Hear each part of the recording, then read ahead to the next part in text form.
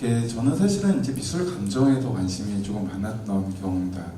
미술 감정에 대한 문제들을 검토하다 보니까 1900년대 초반까지 1800년대부터 1900년대 초반까지 미술 감정 분야에서 일했던 사람들이 다 의사였다는 사실들을 조금 확인을 하게 됐었어요. 왜 이런 일들이 벌어졌을까? 그래서 이제 사실은 그 이전에는 그렇게 관심이 이렇게 많지는 않았지만 의학에서 이제 다뤄지는 가장 중요하게 다뤄지는 이제 유럽에서 출간됐던 역사적인 저서들을 이제 검토하다 보니까 또 하나의 공통점이 눈에 띄게 됩니다. 이게 어떤 거였냐면 거의 대부분 그 시대를 이렇게 대표하는 예술가들이 사파들을 그린 거예요. 그러다 보니까 이제 출간되지 못했던 사파들도 있었는데 이런 경우도 있구나라고 느꼈던 게 저희가 뭐 르네상스에 대한 얘기를 하면 뭐 미켈란젤로라든지 아니면 레오나르도 다빈치라든지 누구나 다 알고 있는 이름들인 거죠. 근데 그 두 사람이 의학 저서를 내려고 하다가 둘 다 출간이 안 됐다는 사실을 이제 발견을 했어요. 한 경우에는 레오나르도 다빈치의 경우에는 자코모 델라 토레라는 의사와 같이 책을 내기로 했는데 그 사람이 먼저 세상을 떠납니다. 미켈란젤로 같은 경우는 같이 쓰기로 했던 사람이 준비를 하는 과정에서 미켈란젤로가 먼저 세상을 떠납니다.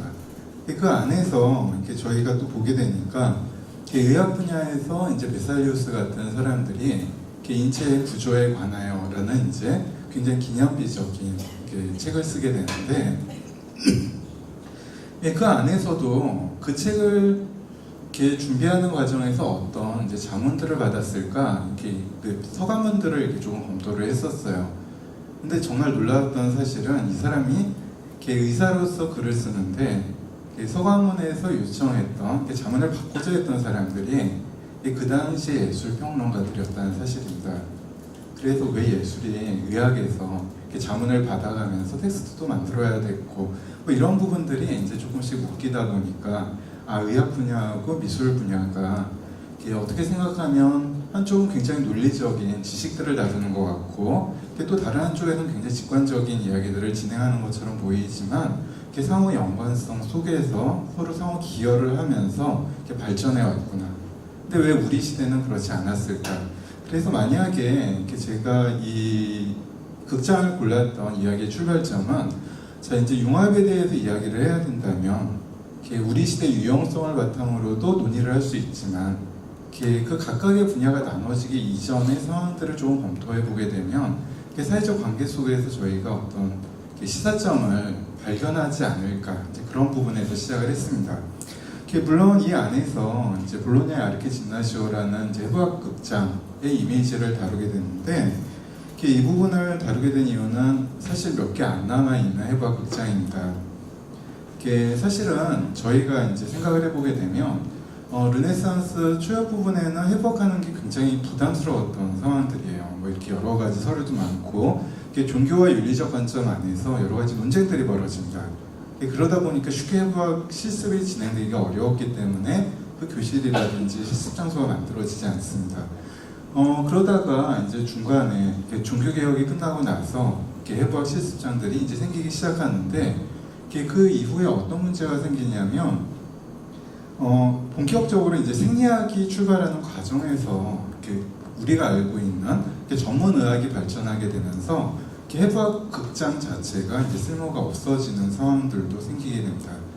어떤 이야기를 제가 드리려는 거냐면 의학 분야 같은 경우는 이런 거죠. 사실 의학과 뭐 이렇게 공학을 이제 조금 검토를 하게 되면 의학에서는 이제 퍼스트가 굉장히 중요하다고 이야기를 해요. 처음 발견한 게 뭐냐? 아니면 이제 그 이외 공학에서는 뭐가 되죠? 베스트가 굉장히 중요해집니다. 어떻게 응용하고 적용할 것인가. 그래서 처음이 중요하다는 얘기는 발견에 도움이 되지 않는 지식들이 사회적으로 조금씩 묻히게 될 거라는 얘기입니다.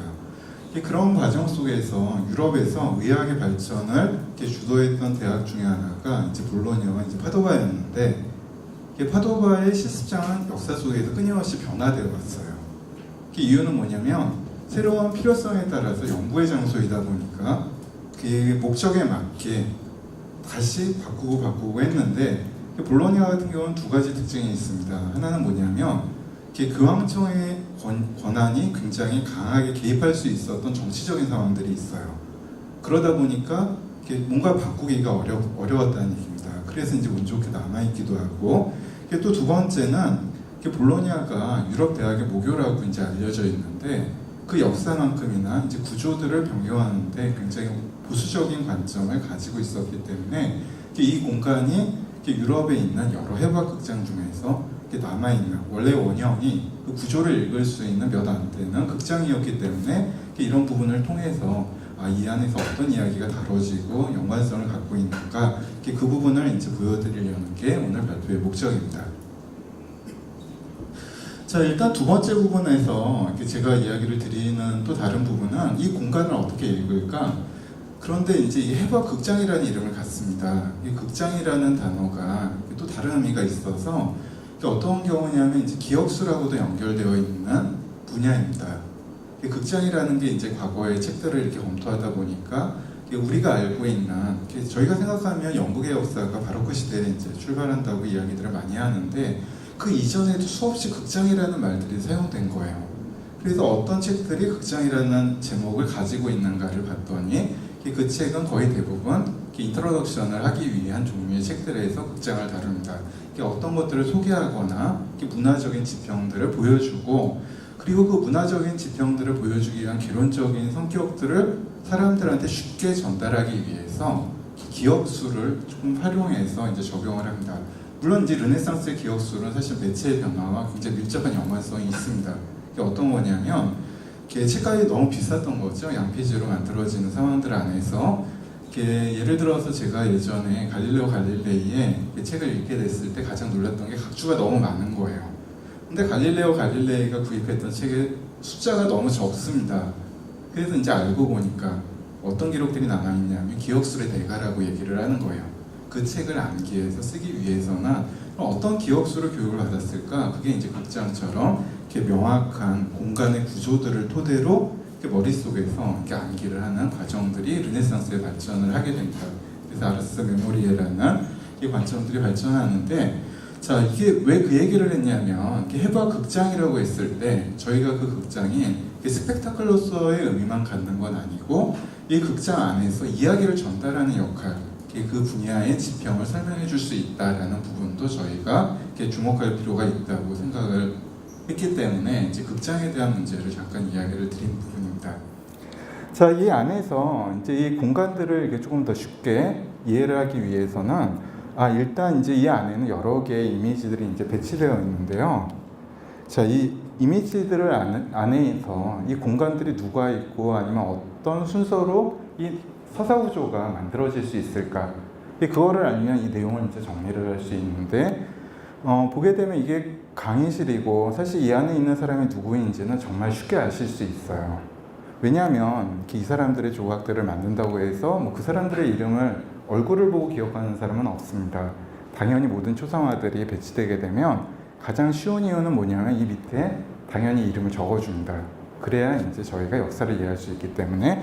자, 그래서 이제 이 안에 있는 인물들을 보는 건 쉬웠지만 어떤 순서로 보게 될까? 일단 수업을 하게 되면 지금 보시는 강단이 있고 시신을 올려놓는 해부학 대좌가 있고 이 주변에 이제 학생들이 앉아서 수업을 듣는 일종의 교육적인 공간으로 만들어졌던 장소입니다.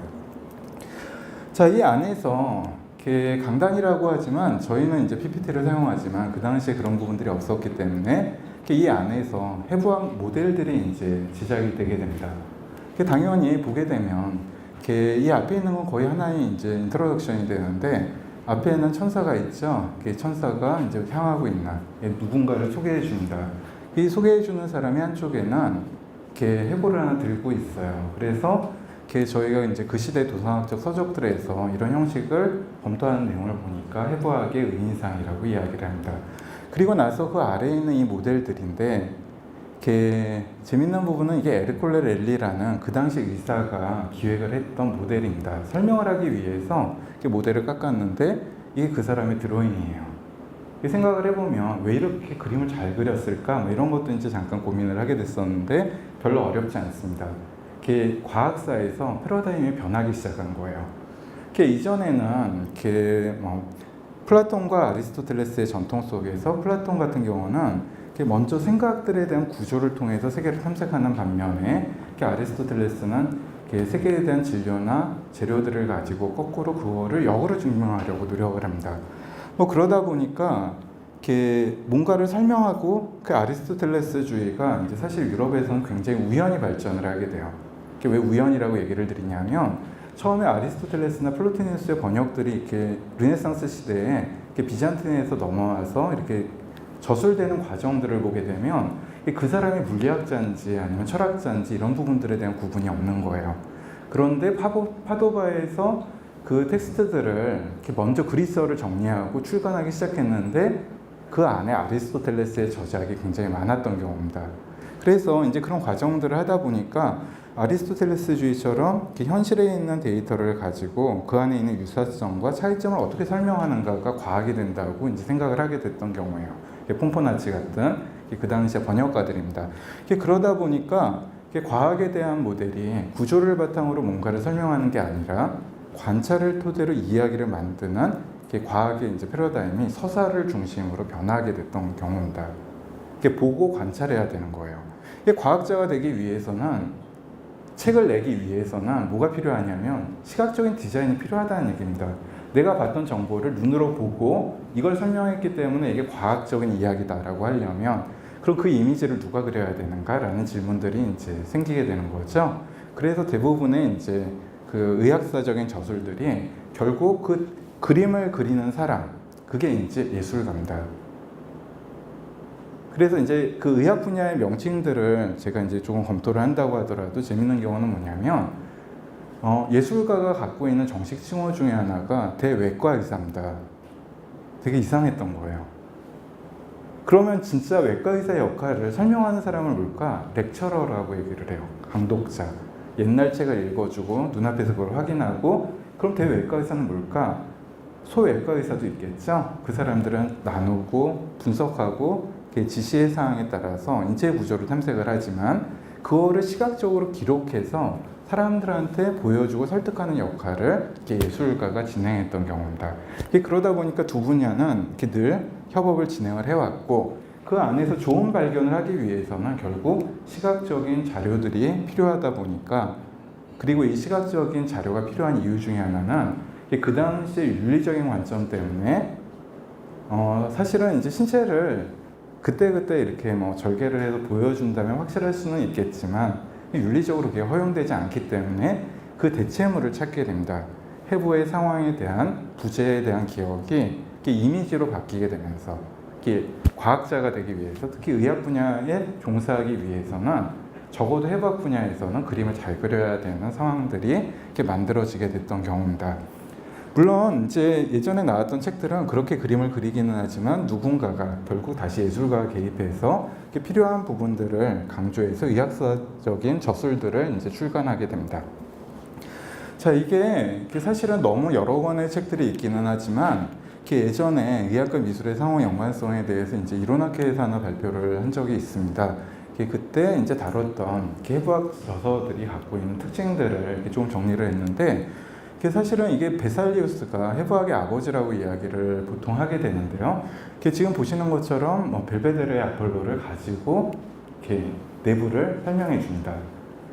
지금 보시는 두 번째 이미지들은 야코포 디 베렌가리오라는 인물인데 사실은 미켈란젤로와 함께 뭔가를 해보고 싶었던 사람인데 결국은 못했기 때문에 그런 이미지들을 따서 우화집도 만들고 그 의학 서적도 이제 만듭니다. 바로크 시대 정도가 되면 지금 보시는 프란치스코 베르티노티 같은 이제 지금 얘기 드리는 이 사람들은 다 의학 저서의 저자들이에요. 근데 어떻게 설명을 하냐면 지금 보시는 것처럼 로마 카피톨리니 박물관에 있는 가시 뽑는 소년 맞나요? 잘 알려진 예술품을 가지고 설명을 합니다. 더 나가더니 의사가 이번에는 예술가를 위한 책을 쓰기도 해요. 1800년대에 세비지라는 이제 의사가 썼던 책입니다. 뭘 설명하려고 했을까? 그때 세비지는 이런 걸 통해서 이 모델을 어떻게 만들어야 되는지 예술학교학에 대한 책도 기술을 하게 됩니다. 자, 그러면 제가 궁금한 건 이런 거예요. 분명히 현실을 관찰하고 그걸 토대로 새로운 과학적인 이야기를 진행을 해야 되는데 그 안에서 자기가 봤던 직접 관찰한 모델이 묘사되어 있지 않은 거죠. 맞나요? 그 대신 예술품이 묘사되어 있다면 보는 사람들이 이 구조를 이해할 때 심리적인 거부감이 줄어들게 됩니다. 물론 이걸 위해서 처음에 베살리우스가 자문을 받았던 이유이기도 하고 베살리우스가 인체의 구조에 관하여라는 책을 썼는데 그 구조라는 단어에도 조금 주의를 하셔야 돼요. 라틴어에서 사용하는 구조가 그때 사용했던 단어가 파브리카라는 단어입니다. 저희가 알고 있는 과학에서 얘기하는 스트럭처가 아니었다는 얘기예요. 그럼 파브리카라는 단어를 쓰는 분야가 어디였을까? 건축하고 회화입니다. 알베르티란 회화론을 썼던 알베르티가 그 이야기를 하고 건축 분야에서는 굉장히 오랜 역사 속에서 계속 파브리카 고안하고 만들어가는 과정을 강조하기 위해서 썼는데 의학 분야에서 처음으로 그 단어가 등장했던 경우입니다. 그러다 보니까 과학에 대한 패러다임이 바뀌는 과정에서 윤리적인 쟁점을 피하기 위한 의도로 뭐가 되죠? 예술품에 대한 이미지를 활용했고 실제로 처음에 베살리우스 같은 사람들이 초판을 발행했을 때 문제점들이 있었던 부분을 이후에 예술품으로 대체한 이후에 출간할 수 있게 됐던 그런 상황들도 저희가 조금 고려를 할 수 있는 부분이 돼요. 자, 이런 상황들이 시간이 지날수록 이제 예술가와의 협업이 조금씩 더 강조되는 상황들로 이제 만들어집니다. 사실 지금 보시는 이 이미지들은 해부학 밀랍 모델들이에요. 언제 만들어지기 시작하냐면 1500년대 초반부터 이제 기획이 되는데 원래 밀랍은 어디서 사용을 해야 되냐면 역사 속에서는 봉헌물에 사용하던 재료입니다. 예를 들어서 아버지가 돌아가신다거나 그러면 교회에 이미지를 갖다 주고 봉헌을 했을 때 아니면 왕이 죽었을 때 굉장히 빠른 속도로 제작할 수 있는 재료였기 때문에 과거에는 교회에 있는 봉헌물, 주어지는 이미지로서 이제 많이 활용을 했었는데 거의 대부분 예술가들이 그 작업을 진행을 하게 됐던 거죠. 근데 시간이 지나는데 사실은 이게 가에타노 준보라는 인물인데 수도사입니다. 근데 수도사가 의학 분야에 왜 관심을 가지게 됐을까라는 거예요. 물론 이제 의사와 같이 협업을 했기 때문이기도 하지만 수도사의 입장에서는 의사가 의학 분야에서 설명해 주는 게 삶과 죽음을 가르는 그 관계들을 통해서 신앙에 기여할 수 있다고 판단했었기 때문에 이런 일들을 진행을 하고 두 번째 이유는 어렵지 않습니다. 그 부분은 제가 잠깐 이야기를 하고 싶지는 않지만 지금 보시는 부분은 사실 실제 사람들의 인체 부분들이 포함되어 있는 밀랍 모델들입니다. 보다 정확한 정보를 제공하기 위해서 하는데 기록을 이제 검토하다 보니까 약 500점 이상을 해부했을 때 이런 거 하나 만들었었다라는 기록들이 남아 있어요. 자, 그 정도로 이렇게 정교하게 만들었던 이유는 뭘까요? 분명히 해부학 실습은 의학이 발전하면서 굉장히 많이 이루어지기는 하지만 그 당시에 종교적인 논쟁들 안에서 검토를 하게 되면 이런 걸 만들면 무리하게 더 해부를 많이 할 필요가 없습니다. 맞나요? 시각적인 정보들을 대체할 수 있기 때문에 윤리적으로도 부합할 수 있는 부분이어서 이런 것들을 만들게 되고 이런 부분들이 볼로냐나 피렌체 그리고 파도바를 중심으로 지속적으로 생산되면서 의학 구제로 이제 처음에는 수출이 되다가 두 번째는 죽음을 환기시키는 명상적인 테마로 교회에도 들어갑니다. 그리고 이제 마지막 부분에서는 뭐가 되죠? 이제 이런 것들을 보고 거기에 대한 관심사들을 가지게 되면서 현재 박물관으로 남아 있어요. 유럽에 굉장히 많은 박물관들이 지금 보시는 이런 컬렉션들을 이제 가지기 시작합니다. 대부분 자연사 박물관이라고 이제 이야기를 하게 되는데 그 안에서 이제 조금 더 시기가 오게 되면 1500년대, 1600년대를 거쳐서 1700년대 한 후반 정도가 되면 이게 굉장히 상업적으로 이게 굉장히 많이 진행이 됩니다. 근데 그 안에서도 그걸 만든 사람은 조각가입니다. 클레멘테 수시니 같은 조각가들인데 사실은 베르니니 같은 사람들의 작품들 조금 생각해 보시면 이 안에서 일단 의사한테 줘야 되는 정보들은 이 안에 있는 정보들이에요. 내부의 정보들. 근데 이 안에서 보게 되면 외부에 여러 정보들이 있습니다. 손의 움직임이라든지 얼굴의 표정이라든지 아니면 목걸이를 걸어준다거나 굉장히 화려한 치장들을 하죠. 재화와 죽음, 그 안에서 느껴지는 인간의 감정들. 그리고 나서 이런 것들은 이렇게 앞에 보셨던 그 해부학 책들이 있죠. 그 예술가가 한 축을 담당했는데 그 안에서 윤리적 쟁점을 피하기 위해서 어떤 문구들을 넣냐면 그 종교적 아니면 이렇게 미술사의 그 도상에 대한 설명들을 집어넣기 시작해요. 예를 들면 나르시소스는 사실 의학 분야에서 관심은 없는데 그게 진짜 사람이 아니기 때문에 나르시소스는 이런 사람이다라고 적어놓습니다. 예술가들이 그런 것들을 보고 또 공부를 하기 때문에 그 안에서 한쪽에서는 해부학을 바탕으로 이렇게 미술사에서 이제 발전을 하게 되고 한쪽에서는 이렇게 정보를 얻게 되는데 그 이야기가 만들어지는 부분은 사실은 조금 다른 부분이지만 같은 장소에서 두 사람들이 이렇게 모여서 계속 협업하면서 각각 전문 분야들을 이제 확장시켜 나갑니다. 실제로 이 해부학 극장 옆에는 볼로냐의 경우에는 아카데미가 있어요. 그 사람들을 위한 교육용 교재이기도 하고 동시에 해부학자들을 위한 교재가 되기도 합니다. 자, 어쨌든 이런 이미지들을 이렇게 활용해서 하나의 교실을 만들었던 게 이제 볼로냐의 아르키 진나시오입니다. 물론 그 안에서 이 공간을 어떻게 읽어야 되는가 이제 그 부분을 이제 제가 조금 더 설명을 드리게 되는데 사실 공간을 읽는 기준은 교실이었기 때문에 잠시만요. 이 교실이었기 때문에 당연히 그 공간의 구조는 누구나 이해하고 있는 거예요. 연단이 여기 있으니까 이 뒤에 강연자가 있고 앞에 사람들이 앉는 것처럼 그러면 이제 사실 어떤 얘기를 드리려고 하냐면 동선이 생깁니다. 동선에 따라서 메시지가 이제 만들어지게 돼요. 조각을 옮길 수는 없지만 사람의 이동이 이야기를 설명해 주거나 그게 설명해 주지 못한다면 그 공간의 구조가 하나의 이야기를 만들어내야 되는 거죠. 자, 그래서 보게 되면 앞에 당연히 강의를 하거나 이 앞에 있는 해부를 위해서 지시하기 위해서 몸의 앞면과 뒷면이 모두 필요합니다. 그래서 이제 거기에 대한 교육적인 교재 역할을 하는 두 개의 스펠라티는 피부를 벗겨서 보여주는 신체의 구조들을 다루는 용어 중에 하나입니다.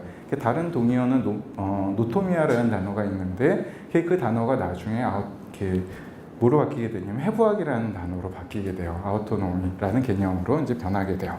자, 그 안에서 문제는 뭐냐면 이게 하나의 공간을 보고 처음에는 여기에 주목해서 이야기를 보겠지만 그 다음에 이제 이 이야기들을 해석해야 되는데 둘러보니까 이 사람들의 연관성들이 잘 보이지 않습니다. 그런 경우에는 어떤 식으로 공간을 검토해야 될까? 그러다 보니까 이제 유럽의 관습적인 구조들 안에서는 이런 거죠. 벽에 있는 인물들을 이해하거나 아니면 수많은 이미지들을 도서관처럼 기억술처럼 붙여놨다면 그 기준이 있을 거라는 얘기입니다.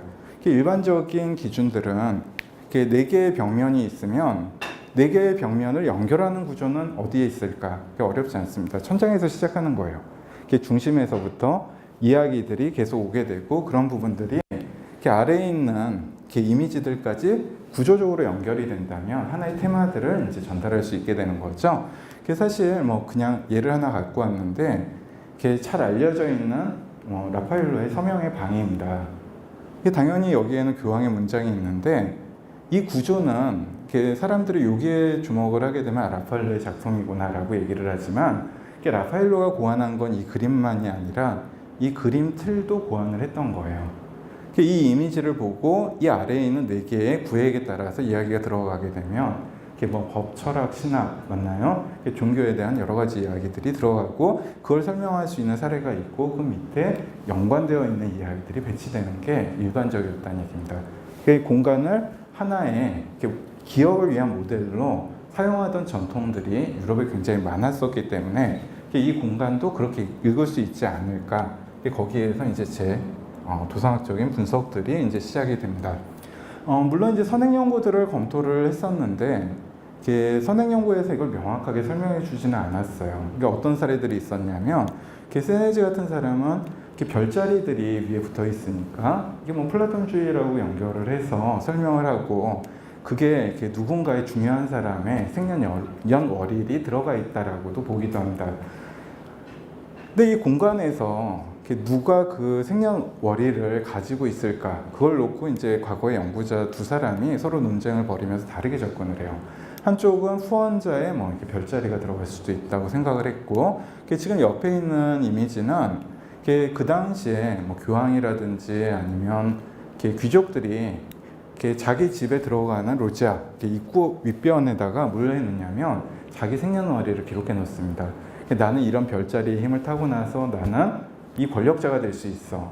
그걸 비밀로 다루기도 하고, 이유는 뭐냐면 다른 권력자랑 겹치면 곤란해요.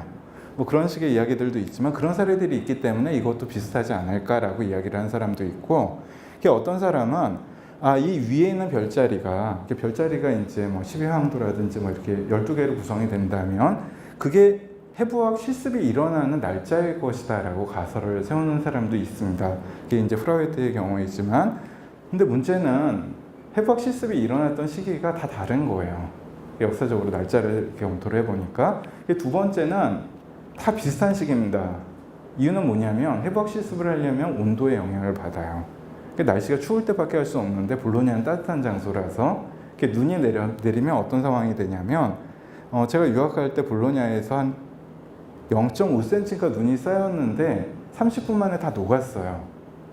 근데 그날 썰매가 한 500~600대가 팔렸다고 뉴스에 나왔어요. 뭐 그런 장소입니다. 그러다 보니까 온도를 맞추기 위해서 보게 되면 1년 내내 해부학 실습을 할 수 있는 시기가 별로 없습니다. 그게 봄이에요. 그러다 보니까 그걸 정말 설명하고 있을까는 조금 이제 의심스러운 부분들이 있었던 거죠. 그리고 이제 조금 더 다른 사람이, 로레타라는 연구자가 1930년대에 뭐라고 얘기를 하냐면, 이 위에 있는 별자리는 아마 의학에 대한 설명일 것이다. 그런데 이게 논리적인 연관성들을 잘 설명할 수 없기 때문에 앞으로 좀 다뤄볼 필요가 있겠다. 그리고 나서 이후에 선행 연구가 없었어요. 그래서 그 부분을 이제 제가 관심을 조금 가지게 돼서, 그럼 위에서 하는 얘기들이 뭔가 의학과 연관되는 의미들이 있지 않을까? 근데 이 극장이 만들어졌던 시대가 1637년입니다. 그 시기는 그 이전부터 과학혁명에 분류 체계들이 막 나오기 시작했던 시기입니다. 조금 더 시간이 지나면 린나이우스의 이제 그 체계들이 나오기 직전 시기에 그 새로운 학문적인 분류가 만들어지면서 대학의 학제가 확장되던 시기 중에 하나입니다. 물론 이제 그 당시에 이 학제에 대한 기준은 초기 대학에서는 만들어진 기준에 따라서 분류를 했다면, 1500년대 볼로냐 대학에서 일어났던 변화들을 보게 되면 사회적 유형성에 따라서 학과의 성격들이 막 서로 주고받으면서 변화되기 시작했던 시기예요. 기증을 할 때 보통 나는 자연과학자로 기증을 한다. 근데 보통 그 사람의 기억을 보관하는 게 아니라 그 분류 체계에 따라서 얼마든지 그 데이터들을 옮기고 합치면서 학문적인 구조들을 만들어갔던 그 시기입니다. 그래서 이제 그 이유 때문에 이제 볼로냐 대학이 그 당시에 잠시 과학혁명 안에서는 주목을 받았던 시기인데, 그러다 보니까 이 위에 있는 것들이 어쩌면 의학에서 해부학을 중심으로 다뤄지는 구조들이 아닐까, 이런 부분들을 이제 조금 더 검토를 하게 됐었어요. 자, 그런데 이게 눈에 보이는 것만 가지고는 굉장히 어렵습니다. 그런데 그 어려웠던 이유가 사실 뭐였냐면, 저도 이게 해석이 안 됐었는데, 이유는 제가 예술에 대한 분야의 도상학적 관점을 가지고 이걸 해석하려니까 해석이 안 되는 거예요. 예술 분야에서 갖고 있는 이미지가 갖고 있는 의미들이 있죠. 헤라클레스라고 얘기를 하는 불멸의 이런 식의 형용사들이 있거나, 그래서 이 도상들이 만약 이 도상들을 보고 예술가들처럼 감상을 하거나 의미를 찾아야 되는 게 아니라면 이 장소를 사용하던 의사의 관점에서 접근하면 어떨까? 그래서 이제 그 당시에 커리큘럼을 제가 조금 검토를 했었어요. 파도바 대학에서 강의했던 기록물들이 남아있기 때문에 도대체 어떤 과목을 강의를 했을까? 근데 그 안에서 책을 읽다 보니까 이 사람들이 다 다시 등장합니다. 알마게스트 같은 거예요. 프톨레마이오스의 천문학 책에서 분명히 천문학을 다루는데 첫 장에서 겹쳐지는 이름들이 너무 많아 보였던 거예요. 아니요, 아리스토텔레스 이런 것들을 이렇게 그 당시에 알드로반디 이런 식의 유명한 자연철학자들이나 의사들의 책을 읽다 보니까 이 안에 있는 이야기들이 이제 조금씩 다른 맥락에서 차용됐구나 이런 부분들을 이제 제가 확인하게 됐어요. 자, 그래서 그 결과들을 제가 생각하는 부분들을 이야기를 해드리면, 지금 보시는 이 색깔들은 다 대칭적인 구조들을 가지고 있습니다. 네. 그래서 이제 그 대칭적인 구조들을 보게 되면 이런 거죠. 일단 헤라스클레스와 물병자리는 죽었다 살아나는 사람들, 생명에 대한 이야기들을 하고 있고, 페르스와 목동자리의 전설 안에서는 자기가 죽는 모습을 스스로 봤던 사람들, 히드라와 사자자리는 둘 다 동물이죠. 성모와 안드로메다는 여자이고 켄타로스 군수자리는 반인반신입니다. 물론 그 옆에 있는 이미지를 보게 되면 쌍둥이 자리인데 저희가 보게 되면 점선술에서 다루지만 의학에서 보게 되면 코스마와 다미아노 같은 의학의 수호성인들이 이식 수술을 하는 사람이에요. 아니면 마부자리라고 한다면 마부를 만드는데 장애인들을 위한 마차를 만들었던 사람들이고 테마들이 이렇게 연결되면서 쌍을 이루고 있는 부분들이 생기고 오리온이라고 이야기를 하면 신화적인 인물처럼 보였는데 뱀주인 자리가 뱀이 아스클로피우스의 상징인데 그 사람이 살리려다가 자기가 죽었던 경우입니다. 그런 식으로 이야기가 연결된다면 의학사의 신화들을 설명하는 부분들이었던 거예요.